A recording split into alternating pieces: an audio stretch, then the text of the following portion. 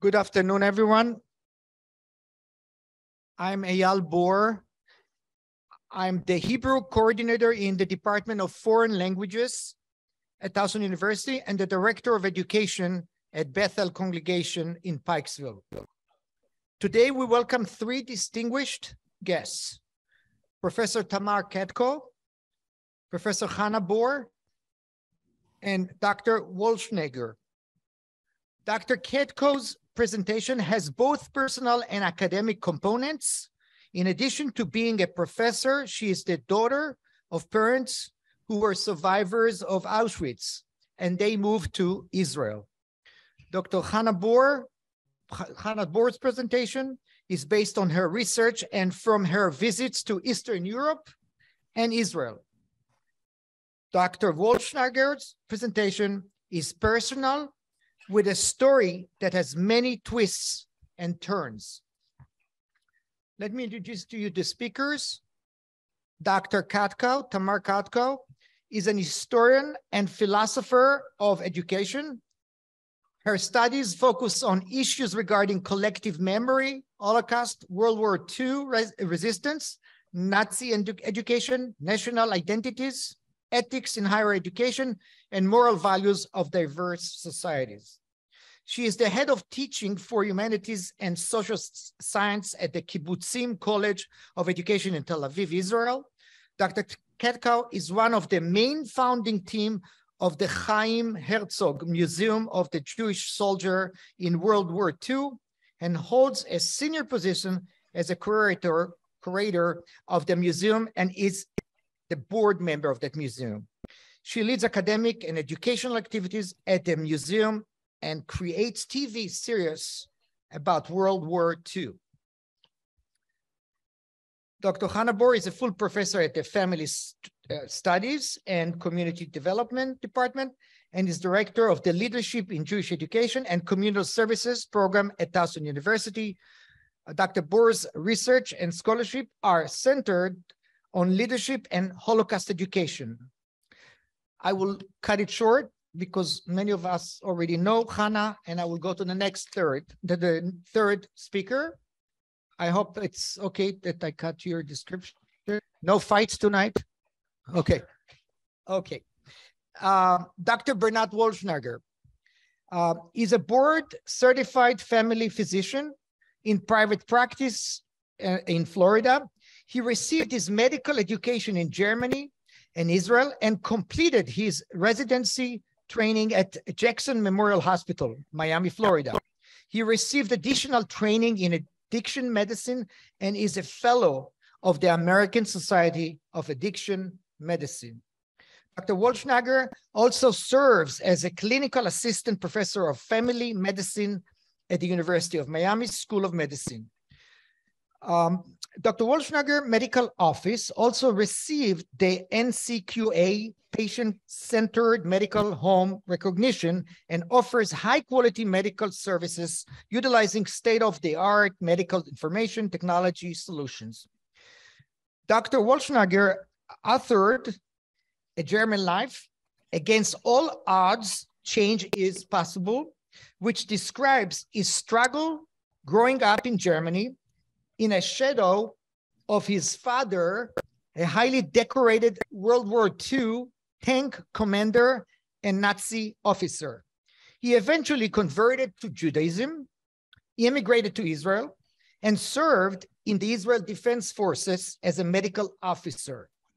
He is the author of the novel Samson's Shadow and Steffenberg, My Life in the Shadow of a Hero. I just want to tell you that whenever I communicate with Dr. Stolberger, I speak to him in Hebrew, and I told him when I retire from Towson, you can take my Hebrew classes and teach it in Hebrew. He's fluent in Hebrew. It's my pleasure now to welcome Dr. Katko, Dr. Bernard Wolfschnegger, and Dr. Hannah Bor to the panel. Thank you. Good afternoon, and thank you for inviting me. That you got a long introduction means we can go straight to questions and answers, but that's a way of chickening out. My name is Bernd Wolfschnegger, and as my name indicates, I was born and raised in Germany, and my accent is, of course, inevitably German. But when somebody asks me who I am, I have a real problem telling him who I am, because specifically on Holocaust Memorial Days or Yom HaShoah, I have to be reminded that I'm not a son of a survivor, but a son of a murderer. And that is still in my mind, and it's a shadow that follows me all my life. I didn't talk about my life until my son Tal, he's now 32. When he was about 14, he asked me a very simple question. Dad, who is my grandfather? And the fact that a 14-year-old son need to ask his father who his grandfather is indicates that I was silent. I could not talk about it. Because how can I explain a nice Jewish boy going to Jewish schools, going to temple, putting tefillin in the morning? How can I explain a nice Jewish boy that his father, yours truly, is a son of a murderer and is a Jew, an Israeli, and I served in an Israeli combat unit? How can you reconcile this world? So when I decided to tell him about my life. When I started to tell him about my life, I gave him a story that is changed over the course of time because of information that I gathered, and vital information that I gathered during the many presentations that I gave in the last 20 years. So how did it happen? Well, every life begins and happens with the birth of a person. And I was born and raised in Bamberg, Germany, a beautiful medieval city, 1,000-year-old city, actually, located in Bavaria, nestled between Nuremberg and Würzburg. I'm not a member of the German tourism industry, but it's really gorgeous. And untouched by any wars, it's literally a pearl of history.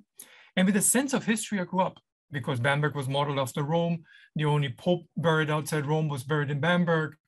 Each hill in the city was crowned by a church in the center of the city, a magic and majestic cathedral, 800 years, 900 years old. So I grew up with a sense of history. But I noticed one thing, that our teachers taught us about history, but there was this phase between 1933 and 1945 that nobody talked about. And I was 7, 8 years old when I was made aware of it. So I didn't know what happened, but I knew that the war happened, that I knew. And the fact that in the city of 75,000 people, 15,000 American soldiers and family members lived, means that we didn't win that war if foreign soldiers are stationed in the city. And when I asked my parents about that war that I knew happened, they told me the war is over, we're moving forward, never look back. When I asked them about my grandparents, I had neither maternal nor paternal grandparents. They told me, look, everybody's gone, we don't talk about it. But slowly but surely, they woke up to the realization that they cannot withhold information from a curious child. And I'm still a curious child, because I always ask the question, why? And suddenly, or slowly but surely, my father and my mother told me their respective stories, life stories. And when I heard these stories, they were completely opposite. On the one hand, my father was a highly decorated World War II German tank commander, an elite soldier serving under the command of General Guderian, the father of the German Blitzkrieg. He was battling in every war front that Germany opened from September the 1st, 1939, the attack on the former Soviet Union, following the next year, the attack on France, Holland, Belgium, and of course, in July 1941, the fatal attack on the former Soviet Union. And my father's tanks were not only the first to roll in, my father's tanks conquered a strategic located city on the way towards Moscow called Orel. And for that accomplishment, he was awarded the Knight's Cross by a man whom he still adoringly referred to as his Führer, Adolf Hitler. Now, I had no idea who was the Führer. I had no idea who was Adolf Hitler in the age of 7 and 8, but I knew my father was a hero. And this message that my father was a hero was reinforced by his old war buddies, who came to visit our house at least once a year to celebrate the good old times. That's what they referred to the war. And you, meaning my person, I should be proud about my father because he's a hero. So for me, my father was a hero, the knight in shining armor. On the other hand, my mother told me a completely different story, the story of horror. She was an ethnic German and had to flee Czechoslovakia in 1945 because the approaching Soviet troops were on the fast push towards the West, and she lost everything. She lost the beautiful villa that her father built. Her father lost the merchant business. They were wealthy merchants, everything lost. And on the push towards Moscow, my father was not available. And my mother had to fight her way through the mountains of Czechoslovakia into West Germany. So for her, the war was horror. For my father, the war was glory. There was something else funny about our house that we were living in. A massive two-story building in downtown Bamberg, still standing, the size of I would say a basketball court. And we rented an apartment downstairs from a lady who lived upstairs that my mother referred to as the landlady and a noblewoman, and I should never talk to her unless spoken to. And right next to the wooden stairway that leading upstairs to the landlady's apartment was a larger-than-life portrait of a man posted on the wall who looked like my father in pictures that I saw him at home. Officer's uniform, the officer's insignia, the officer's cap, and the knight's cross around his neck. And when I asked my father who this man was, my father referred to him as der Verräter, the traitor. I was a little bit confused. How can it be that a man who looks like my father, at least on a painting, and my father who was wearing the same uniform and looked like him too, how can one be bad and one be good? A simple question of a child. Well, later I found out from the lady upstairs that this was a portrait of a late husband, Count Klaus von Stauffenberg, the German colonel who was leading the assassination attempt on Adolf Hitler on the 20th of July, 1944, which unfortunately failed. He was executed the same night, and his wife, Nina von Stauffenberg, the landlady, was thrown in a concentration camp in Ravensbrück. Her children were on the way towards Buchenwald when they were rescued by German officers. And after the war, the family reunited. So there was something in the past that my father did not want to talk about. There was something in the past that had to do with the stain on German history. What happened? Then in school, I was 14, about 12, 14, we started to talk about this empty black hole, which was called the war. And what we learned approximately was the following. Hitler rose to power in 30th of January 1933. He was elected in November 1932 to lead the second largest party in the German parliament, the National Socialists, following in the communists and the socialists were the first and second winner. And he was appointed prime minister by the outgoing prime minister Papen and by the president of Germany, Hindenburg. He established a brutal dictatorship after an attempt to burn down the Reichstag or the German parliament, which was a false flag operation. It was literally staged by the Nazis.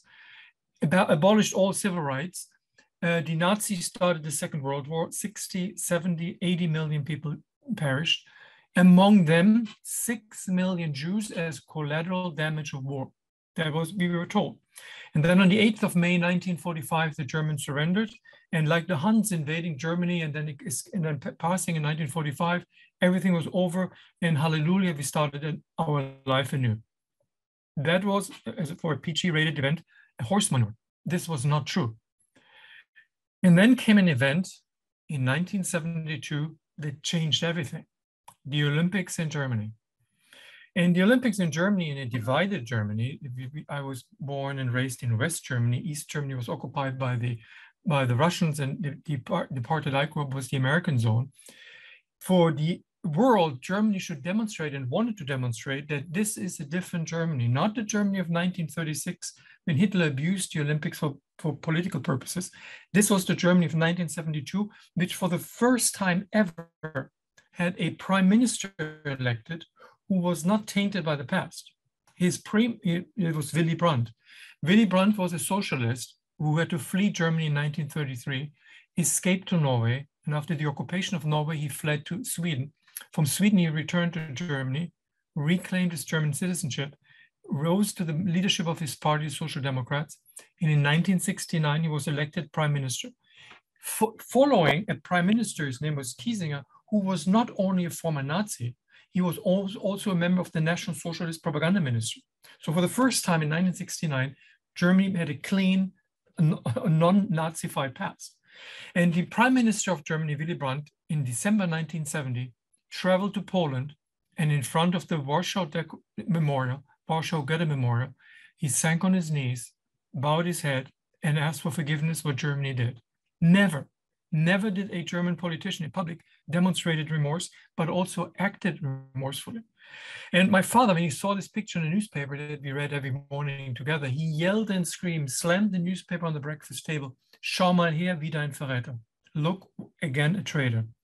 Now, I was confused because my mother was an Orthodox Catholic. She took it upon herself to educate me and raise me in the Catholic faith. I went to a Catholic kindergarten, Catholic elementary school, was an altar boy. My mother wanted me to become a priest. Obviously, that didn't work out, never too late. And she, for me, kneeling in front of a memorial was something positive. Why is my father so mad? He was an atheist, a Protestant too, but why he was so mad? And the same chancellor with this great moral standing in the Western world opened the Olympics in August 1972 to a great fanfare. And I remember it because we got our first TV, black and white though. And my parents invited friends over. It was a Saturday afternoon, glorious mood. Everybody's drinking champagne, eating cheese sandwiches, and hooray, hooray, all the teams parading to the stadium carrying their respective flags. And then suddenly a team appeared on the screen carrying a flag with a star inside, the Israeli team. I had no idea what team that was. For me, it could be a team from Norway, Sweden, or Switzerland. I didn't know the difference. But the reaction of the adults, that was telling, because everybody stopped talking. It was the do not ask the question moment. I said, that's weird. It's just another team. And then on the night of the 5th of September, 1972, the catastrophe happened. The same team that paraded into the stadium with a great fanfare was attacked by a group of the Palestinian Liberation Organization, PLO, called the PFLP, the most radical faction among them, the Black September movement. And they attacked the Israelis, murdered, butchered two athletes, and the remainder were taken hostage in an apartment in Konolistrasse, where the Israeli athletes resided.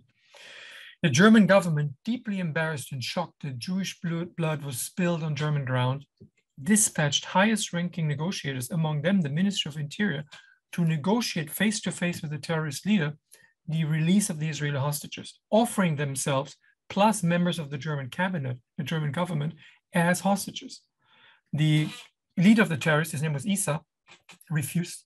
He demanded to be flown out with all the hostages to an Arab country of their choice, probably Libya, and with the German Boeing 707, and it had to be happened the same day. The German agreed. 2 helicopters took off at nighttime from the Olympic Village, and I remember every beat. The helicopters took off from the village, Olympic Village, flying to the nearby military airport called Fürstenfeldbruck. And after they landed behind the closed gates, all hell broke loose. It was about midnight or 12:30 at night in the early morning hours. Helicopters landed, firefights started. The night sky lit by firefight and flames and explosions lasted for an hour and a half, 2 hours. And suddenly everything came to a halt, silence. And then an American journalist turned towards the camera, exhausted, drained, and said only one sentence: they're all gone. What happened when the terrorists of the Black September movement noticed that the German Boeing 707 had no pilots, nobody in there, everybody fled. They knew it's a trap. In a firefight with the German police, where one policeman was killed, they threw a hand grenade in one helicopter, which exploded and burned all the Israelis to crisp. Everybody died. And the next helicopter, they sprayed with machine gun fire, and everybody was butchered. The next day, the picture on the front page of every German newspaper, including the paper that we read at home, depicted a picture of 2 helicopters. One helicopter burned out with the charred remains of the Israelis inside. The other helicopter with the bodies of the Israelis slumped over the seats, and a huge headline: Jews killed in Germany again. And I asked myself, what do you mean again? I understand what it means, but why again? So I asked my father what it means. And my father looked at me and said, look what they do to us again, they, the Jews. Whenever they are on German soil, whenever they're going out of their lousy country, they cast upon everybody a spell and bad things happen. They are responsible for what happened. They destroyed our Olympics. So the victims as perpetrators and the perpetrators as victims. In school, we started to talk finally about the importance, well, if one can say the importance of what a murder of Jews in Germany meant. And for the first time, I was 14 years old, we talked about Auschwitz, Mengele, Eichmann, the final solution, the murder of 6 million, not as collateral damage of war, but as a deliberate attempt by the German government to wipe out an entire people, ethnic genocide. And I was shocked. And I came home on the days and that we had in the school. And one day I asked my father, in school, we talk about the Holocaust. What can you tell me about it? And my father looked at me and said, the Holocaust is a lie. Your teachers are communists. It never happened. So I was caught between a rock and a hard place. On the one hand, my father told me it's a lie. On the other hand, my teachers told me the truth. Who is right and who's wrong? And I started to read as ferociously whatever I could about that time. The more I read, the more desperate I was, wanted to find out the truth. And the truth was my father. And my father was a raging alcoholic. And as a child of an alcoholic parent, you learn that there are 3 phases during the day. Phase 1, when he's looking for a drink in the late afternoon, don't interfere, he's restless, irritable, and discontent. The 3rd phase, when he was drunk, he was in La La Land, couldn't talk to him. But in the twilight zone, I could find out what I wanted. I could manipulate him, get money pin, but I manipulated him to tell me what happened.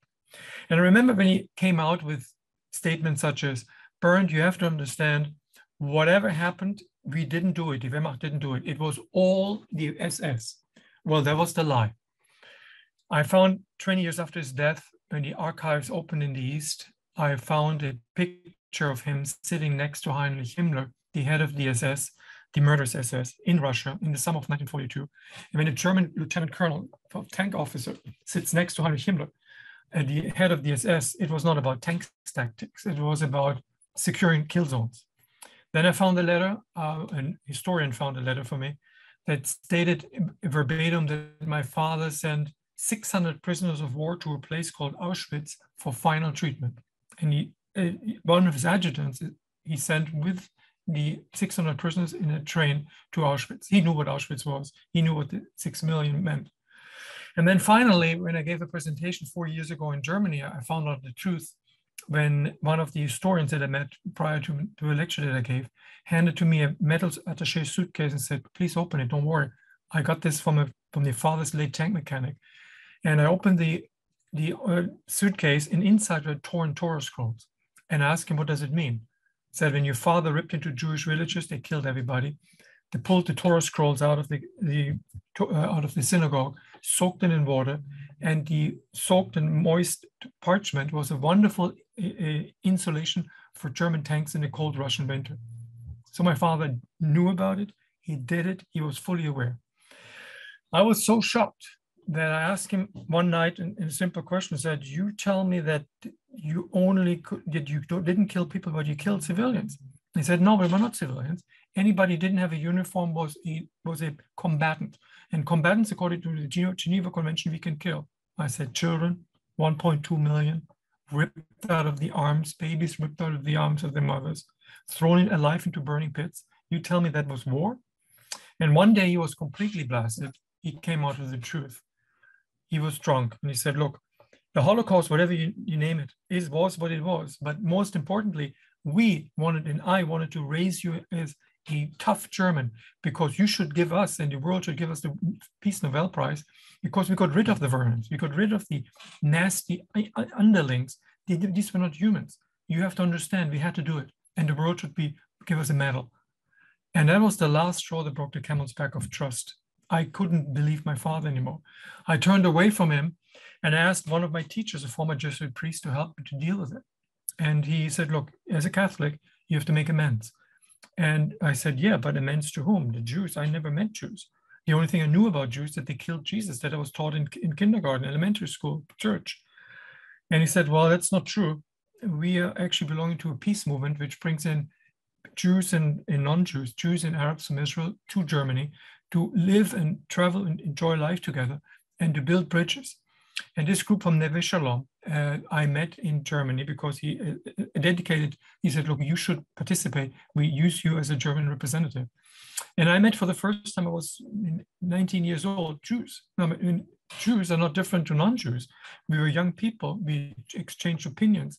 What music you like, what food you like. I liked Israeli girls a lot, so I was not only spiritually driven in my quest for the Jewish faith, and Israeli women are pretty tough. And she looked at me and said, "Look, if you like me, Tacheles, you need to come and visit my parents and talk to them." And I said, "Absolutely, I will do that." There was one tiny issue: I neither passport nor money. So after she left for 3 months, I worked in summer jobs. I got my first passport. I got some money. And I traveled to Israel in an adventurous way. Do not do it. I hitchhiked to Munich. From Munich, I took a train to Italy, to Ancona. Hitchhiked a trip on the board on top of a ferry, which was not a cruise ship. Got reprovision in Piraeus in Greece, and that was before Google, Schmoogle, and Twitter. Imagine we could do it without it. And I sent a telex to her in Israel that I would arrive in Vedin the day, at Vedin the time in Tel Aviv, in Haifa. And I remember the day when we arrived. It was magical because the boat slowly drifted into the harbor. The mountains of the Carmel Mountains, imaginary, floated on the water. So it looked like, and everybody was still and enjoying the view. And some people were praying with the phylacteries and the talit and praying the morning prayer. And I was petrified. What happened if somebody recognizes my name, that my father left some breadcrumbs, so to say, of suspicion? But I saw her. I knew I was in good hands, and we drove up to the settlement of Neve Sha'anan in the uphills of Haifa. It was a working class neighborhood, and her parents waited outside as if I was the long lost son. They took away my rucksack, my bag, took me into the apartment, which was a teeny apartment, 1-bedroom apartment. They opened one room for me, and they all moved in one bedroom. And for dinner, there was food that I never ate: hummus, trina, falafel. And suddenly, her father, who spoke Yiddish and I couldn't understand it, looked at me in the eyes and said, "I speak in German, halting German though, I still speak German." I said, "How did you learn German?" He looked at me, rolled up the sleeve of his forearm, left arm, and showed me the number tattooed and said, "Ich war in den Lagern." I was in the camps, plural. And I was ready to sink in the ground. I was here, a young German, for the first time in a Jewish home, for the first time in a home of a Holocaust survivor, for the first time in a home of an Israeli. And he looked at me and said, "Don't worry, I just want to know one thing. Do they teach you everything that you should know?" And I honestly answered, "No, I don't think so." And 2 days later, he took me to Yad Vashem, the Holocaust Memorial, took me by my hand, walked with me through the entire exhibit, explained it to me, and I broke down emotionally, physically. I could not understand how can a man who suffered so much, lost everybody, can relate to me as not as an enemy, but as a friend. How can he rebuild his professional life, a personal life, family? How can these people, the Jews, rebuild a country anew? There's something unique I want to find out. And on my way back to Germany, I pondered the question, how can I find out more about Jews?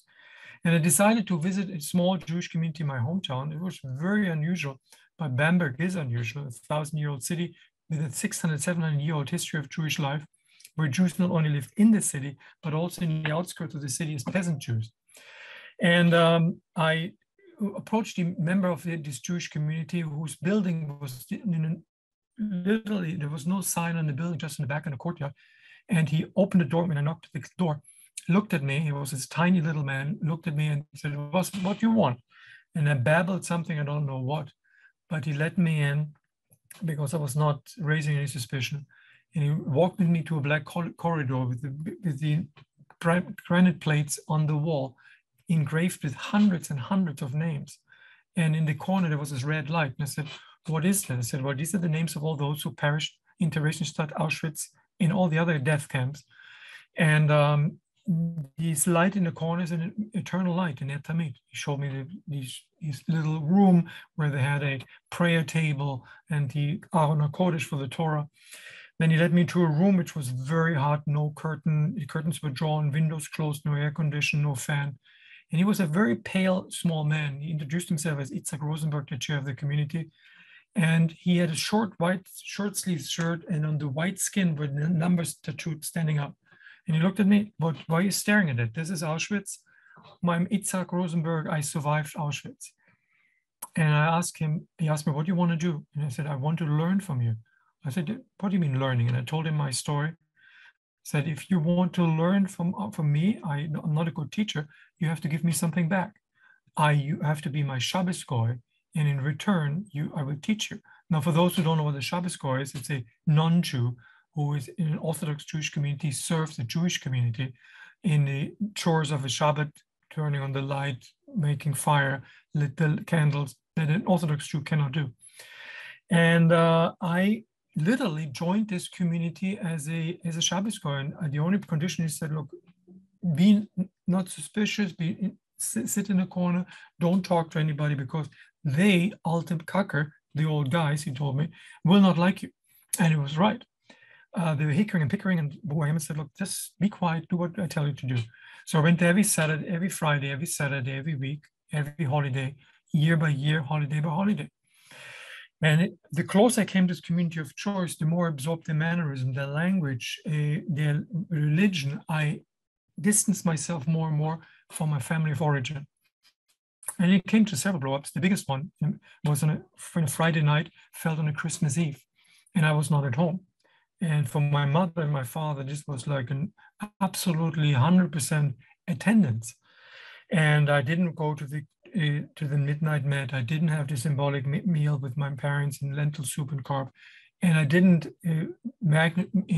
watch the Christmas tree with real candles.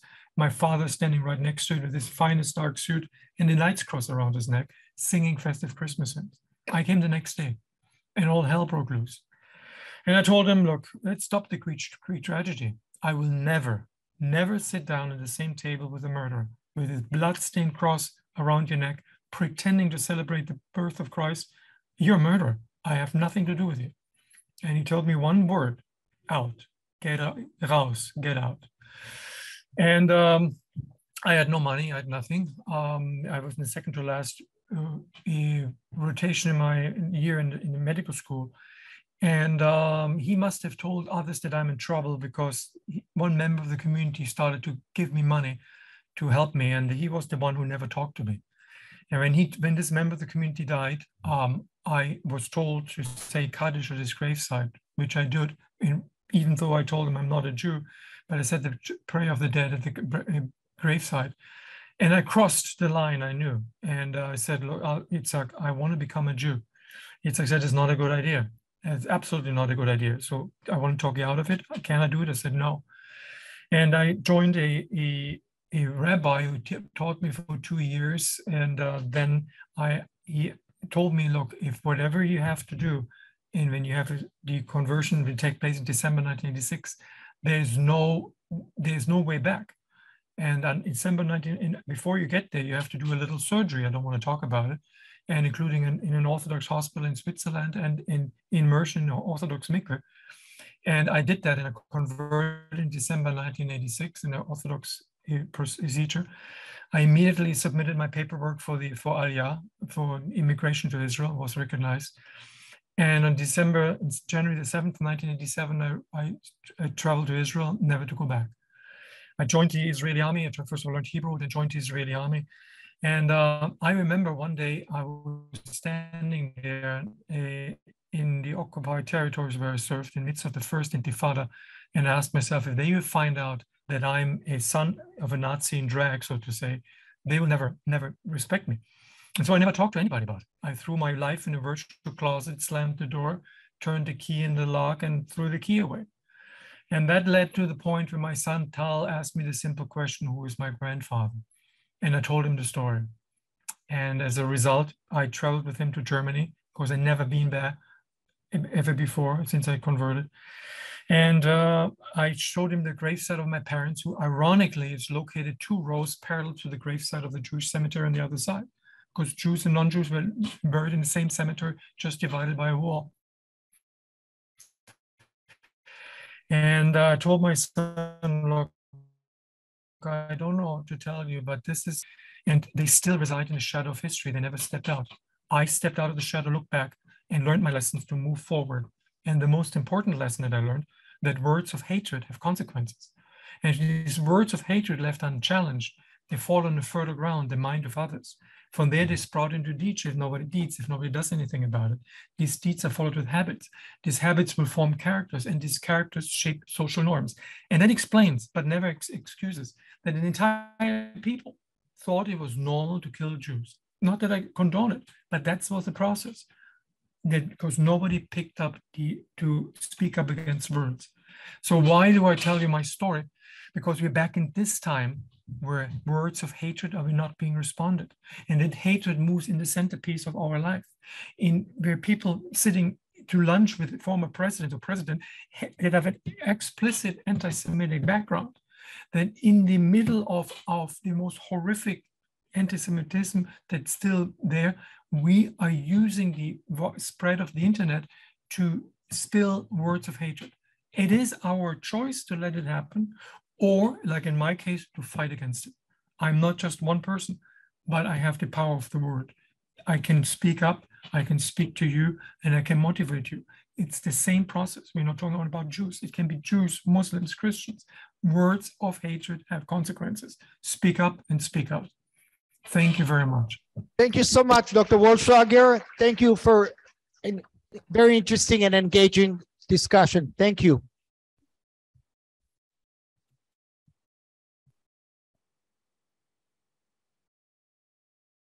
תודה רבה, Baron. In this session, 2 more presentations, so we are going to switch to the computer and have a presentation now.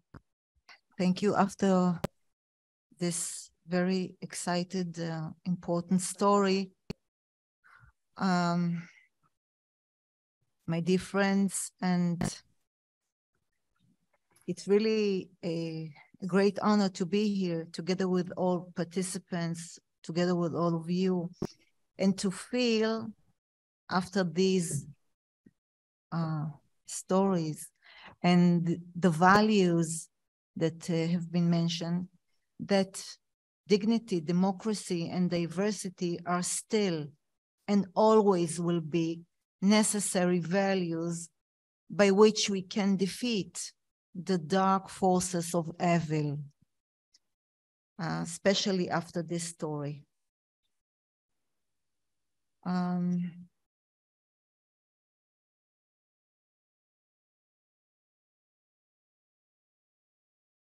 Our dynamic reality forces us to re-examine human rights and social justice as loyal citizens, educators, and scholars. The global map shows an increase of walls and fences between people, nations, beliefs, and agendas, with a growing sense of uncertainty, ignoring information that does not match with a certain story or ideology, and creating historical distortions is fatal and creates historical gaps that we find hard to bridge.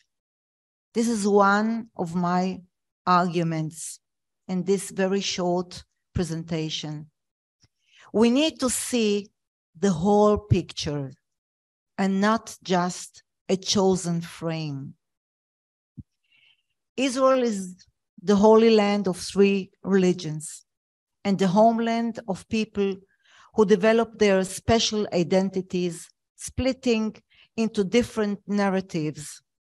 So, ladies and gentlemen, how, for instance, can I teach about the Holocaust and the Jewish issue in World War II? How can I prepare a course standing in front of a mixed class with Jews and Muslims and Christians, knowing that they grew up with opposing narratives? Let me give you just 2 practical examples. One shows another point of view about victimizing Jews. The other exposes Arabs who opposed final solution and the spread of Nazism. For many Jews, the Jew in World War II There were submissive victims. The immediate image is miserable people led to slaughter, weak, shameless, and defeated creatures. But what about Jewish soldiers, fighters, Jewish bravery? And I mean not the bravery of those who survived. It's quite a bravery, but I mean really soldiers. In fact, 1.5 million Jews joined all Allied armies, partisan troops, and resistance organizations. More than 250,000 were killed. Thousands were decorated. These figures do not suppress the intensity and memory of the Holocaust, but on the contrary, they reinforce its meaning. If not the Holocaust, there would have been maybe 6 million Jewish soldiers joining all forces against Nazi Germany and her allies. For instance, at the beginning of World War II, here in the United States, there were approximately 4 million Jews. I presume that half of them, maybe 2 million, were available to join the army. The rest were old people, women, children, youth, the disabled. But let us think about 2 million Jews. The reality, the history shows, and it's not known, that about 600,000 Jews joined the American forces in World War II. It's very important to know those facts, although very less study about them.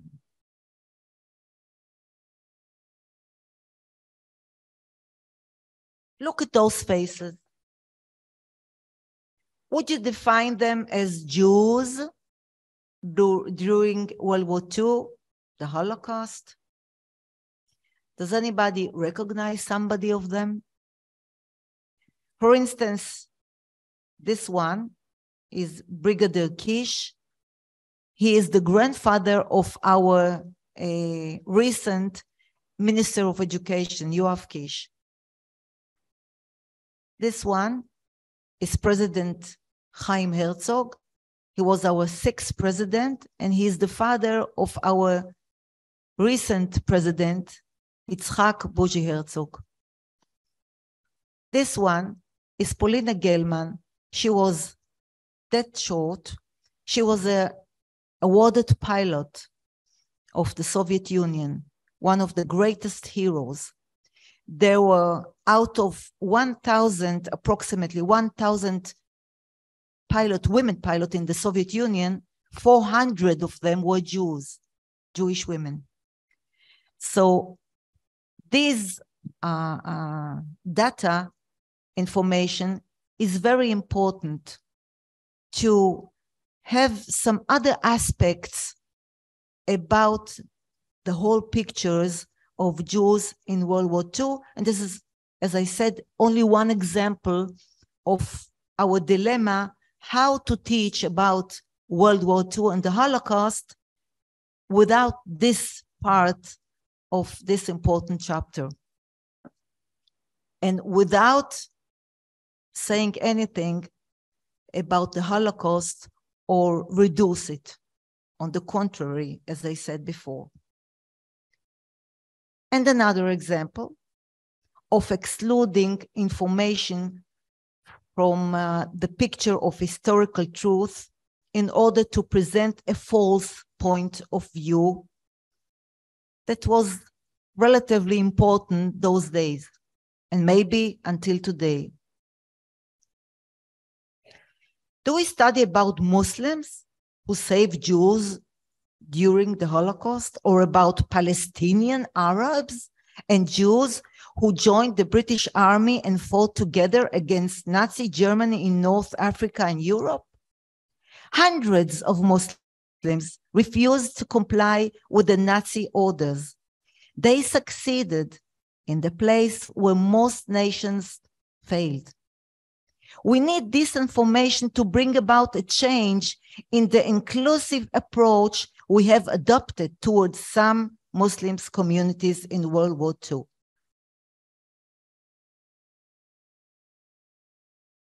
Take the Albanian King Zog as an example. Have you ever heard about him? Well, there is no trace of any discrimination against Jews in Albania because Albania happens to be one of the rare lands in Europe today where religious hate does not exist. King Zog, a Muslim, despite the fact that Albania was the only Muslim country in Europe, did something truly remarkable and courageous. He refused anti-Semitism and totally rejected Nazi rules. Albania opened her borders to all Jewish refugees seeking safety from Nazi death camps. Albanian Muslims saved thousands of Jews. All were rescued. And more.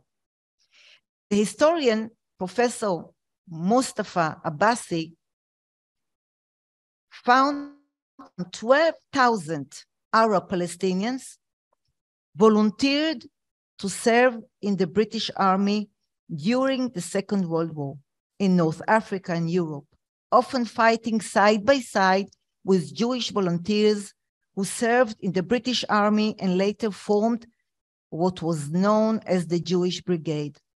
The Arabs and the Jews were in mixed units and fought together.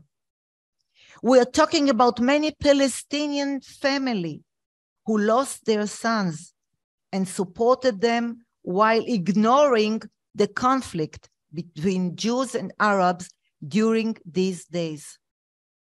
Yet, nobody mentions this crucial chapter, not among the Muslims, not among the Palestinians, not among Jews and Israelis.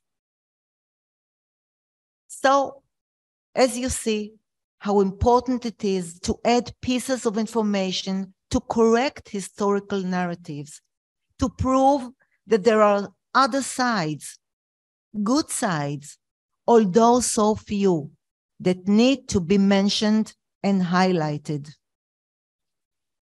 Teaching the Holocaust through critical observation and research is not a matter of delivering selected facts of the past. It's about our responsibility to defend human dignity, to ensure our human existence. Thank you.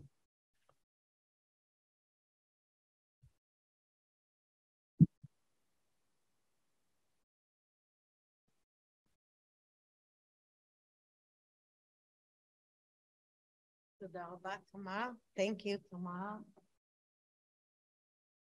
We are moving right along.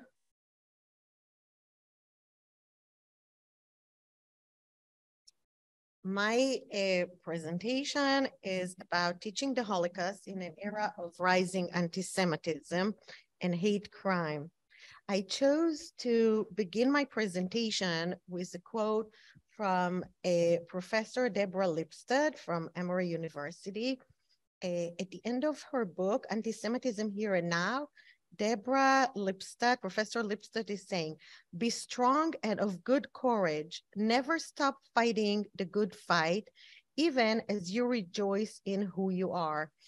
On a personal note, I always try to live by this principle, being true to who I am, a Jewish woman, and also be true to the values that I've grew up with, and try to do the right thing, but also never be quiet when you see injustice. And in this case, when we see anti-Semitism, that is unfortunately is on the rise today.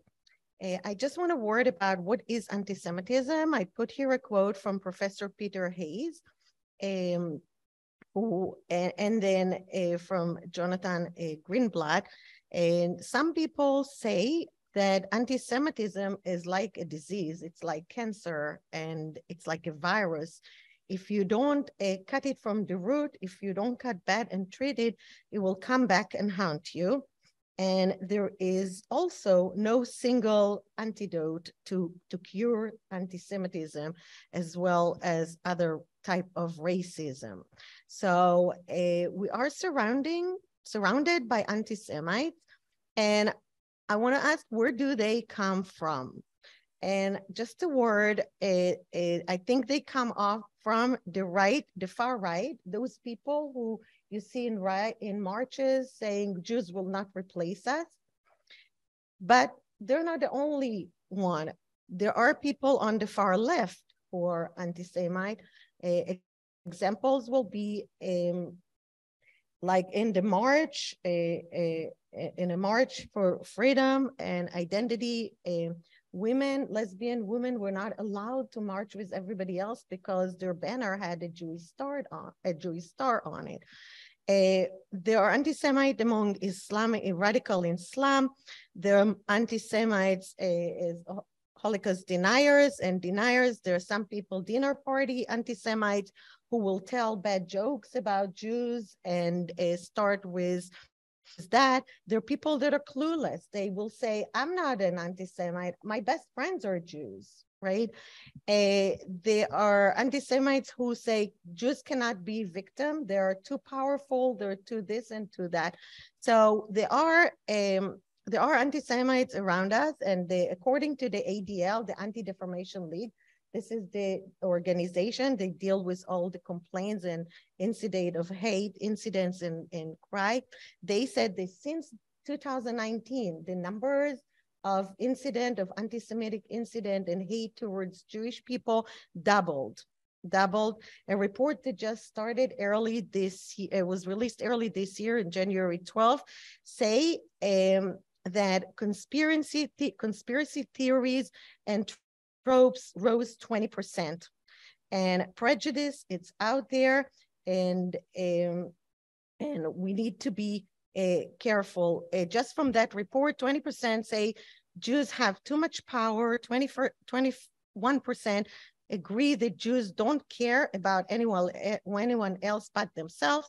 53% say Jews will go out their way to hire another Jew. So we might say, well, it's not so bad to say these things, but this is how prejudice starts. If you look at history, this is what you hear people say. You will hear people say, the Jews are too powerful, too selfish, too foreign, and too clannish. So something to worry about, and maybe in my mind, do not dismiss it as, oh, they just say it, but take it seriously. We see in Europe, 41% of young European Jews even consider leaving Europe because of anti-Semitism. So that's a word about anti-Semitism, and lead me to connect it to how do you teach about Holocaust, and what do you teach about Holocaust, and why to teach the Holocaust? Because as I say, there is no one antidote to cure anti-Semitism and to cure racism and to cure bigotry, and we need to do some education. It could be through personal narratives, like Dr. Burns was talking about, and Tamar gave a lot of examples, but it also be through teaching and creating courses. So three questions that I want to share with you that I focus on when teaching the Holocaust. What are the challenges for Holocaust education around the world today? Should teachers teach that what happened in the Holocaust is not only a Jewish story, but it is an assault on humanity as a whole? Should teaching the Holocaust in an era of rising anti-Semitism and hate crime incidents be different than teaching in the past? These are things that I lately been working on it, and I want to give two examples. The first example is the International Holocaust Remembrance Day. This is a day we commemorate the Holocaust, and it was accepted by the United Nations and many countries. This day is commemorated, the Holocaust, on January 27th, because on January 27th, 1945, the war ended and the Allied forces came to Auschwitz and what is called liberated. Actually, the Russian army came first and then the American, and they liberated those people who survived in the camp. So the United Nations and other nations throughout the world chose to commemorate that and call it the International Holocaust Remembrance Day. And they focus on liberation. They focus on discrimination, victims, the poor Jews that survived. We saved them. We came in and saved them. I'm exaggerating a bit, but that is the focus. And then in April, there is, and we, the world, is going to help all the victims and make sure that this will never again, because we will save victims. The other Holocaust commemoration day comes up in April. In April is the Yom HaShoah, and Yom HaShoah, or in English, the Holocaust Heroism Remembrance Day. So this is what is being celebrated in Israel and commemorated in Israel. Actually, the name is the Day of Holocaust and Heroism, because in Israel, they want to emphasize the heroism. April, after 2 weeks after Passover, there was the uprising of Warsaw Ghetto, which very few brave victims or people in the Warsaw decided that they cannot walk like to the slaughter. They cannot get killed right away. They're going to uprise. They're going to fight. And with the very little they have and the very horrible conditions that they have, they fought. And you know what? The Nazis were so shocked with all their tanks and ammunition. It took them a month. It took them a whole month to stop the uprising ghetto. So in the Holocaust and Heroism Day in Israel, you study about resistance, you study about anti-Semitism, you study about Nazis' ideology that wanted to annihilate all the Jews, and especially European Jews. And we give the message, and it gives the message like Jews should have their own place, their own country, a country that will protect them, that if another Hitler ever comes up and want to annihilate all the Jews, they have a place to go and nobody will ask them questions. That will be a place that they can escape to. So why do we teach Holocaust education? And why do we teach it in Israel and in America as well? So I think that Holocaust education encourages deep, challenging moral questions for everybody. I think Holocaust education deals with range of human choices and behaviors.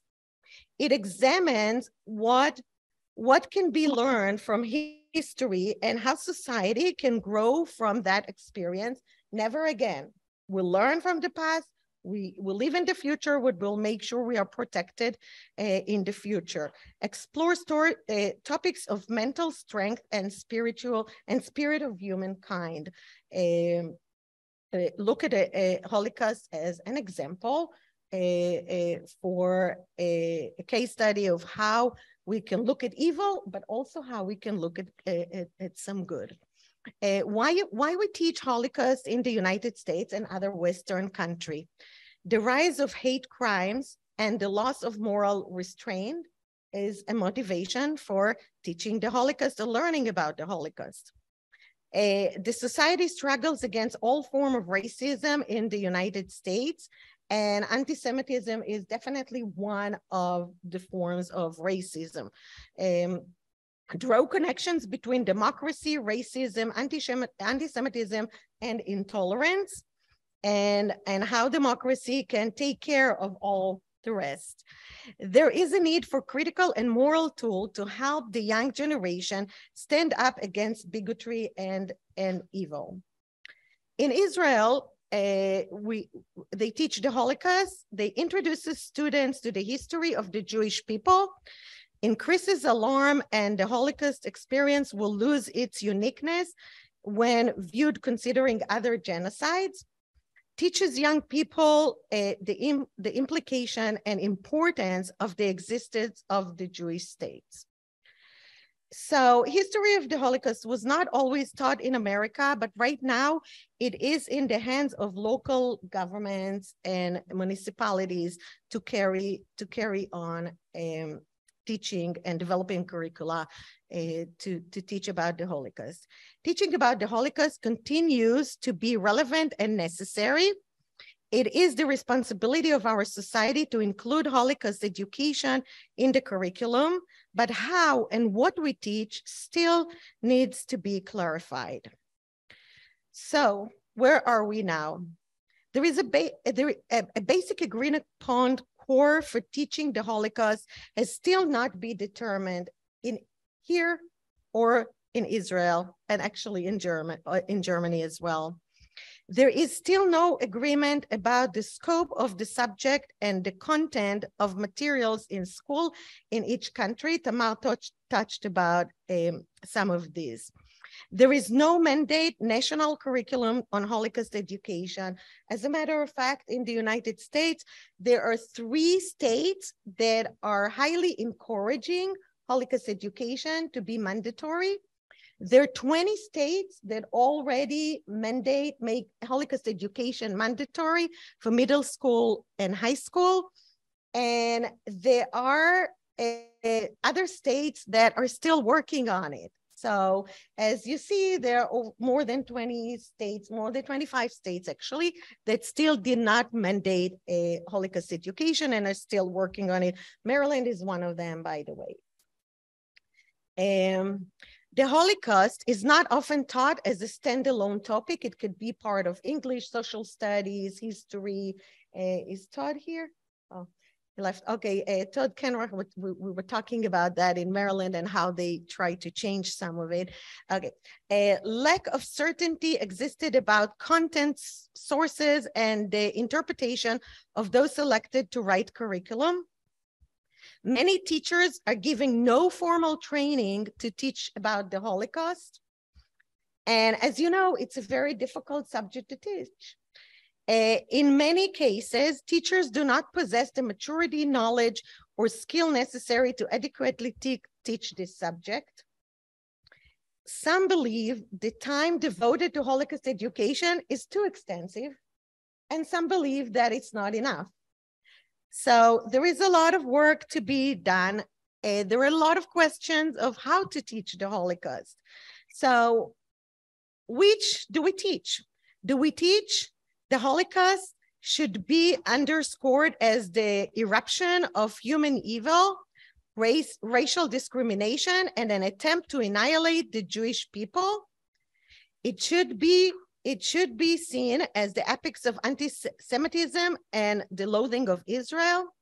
Or should we teach the Holocaust as the Holocaust should be taught as a straightforward expression of the victory of fascism and dictatorship over democratic and socialist methods? It should be seen as the epics of anti-democracy and the loathing of humanity? I say it needs to be both. I think it will be a win-win situation if we teach the Holocaust as something that happened. It's part of Jewish history. It's part of what people need to know and remember and teach the next generation, but also a part is lessons to humanity and human rights and how to fight for what's right, how to fight bigotry. We call this symposium combating bigotry. So this teaching the Holocaust is really important for everybody. In my mind. So some lessons, and I'm going to conclude with that, some lessons to teach our students that I think are really important. I think we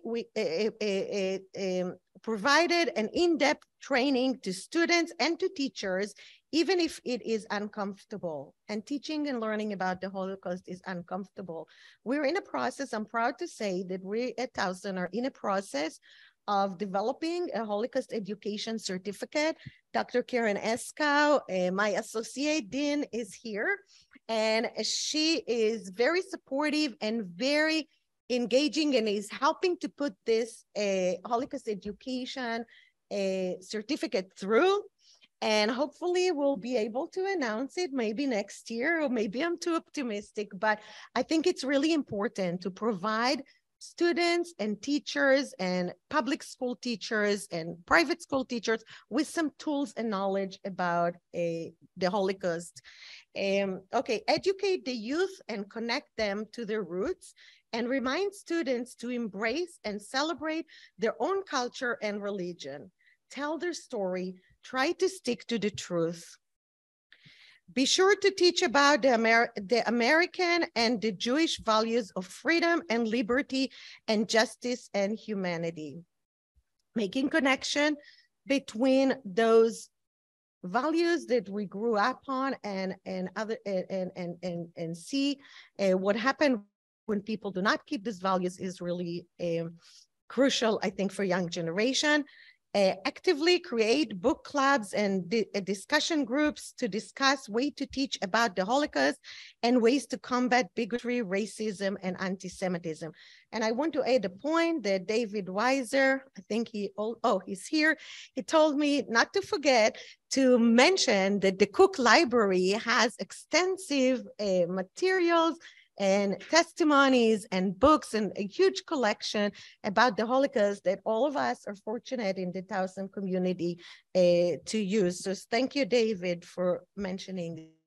So I want to thank you all for your time and your attention, and we'll be around here, and hopefully some of you and some of your students will be excited to learn more about Holocaust education as a way to really combat dignity, to celebrate democracy, to protect democracy, and to celebrate our diversity. So thank you all.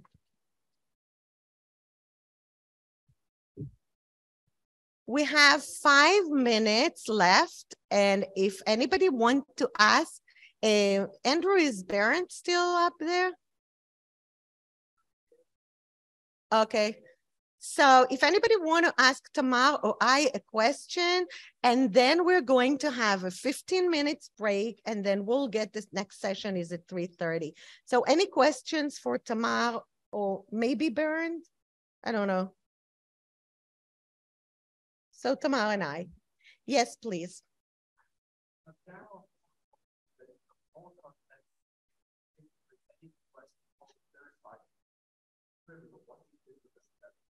Tamar, what do you think?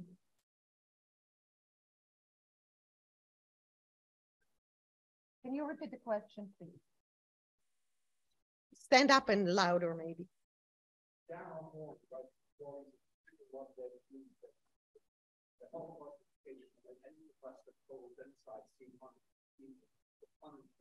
What do you think about that?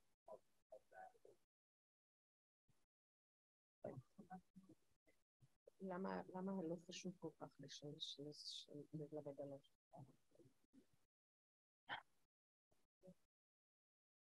We know that I think it's wrong because I think that most of people these days are being confused between Holocaust and genocide. They just compared those two terms. Holocaust is not quite the same like any genocide. It's another matter of an historical event, although I know that most of educational programs match together those two terms. It's very important to study and teach about the values of Holocaust, because the Holocaust is a matter, it's a story of what people might do to other people. And therefore, these days especially, it's very important to still make it mandatory. Thank you, Tamar. Yeah, we talk about never again. and we learn from the past, but look how many genocide have been since the Holocaust till today. So in many places. So yeah, we should teach all of them. Actually, in my Holocaust education course, I do have a review of other genocides because we need to understand. Is there one last question? David?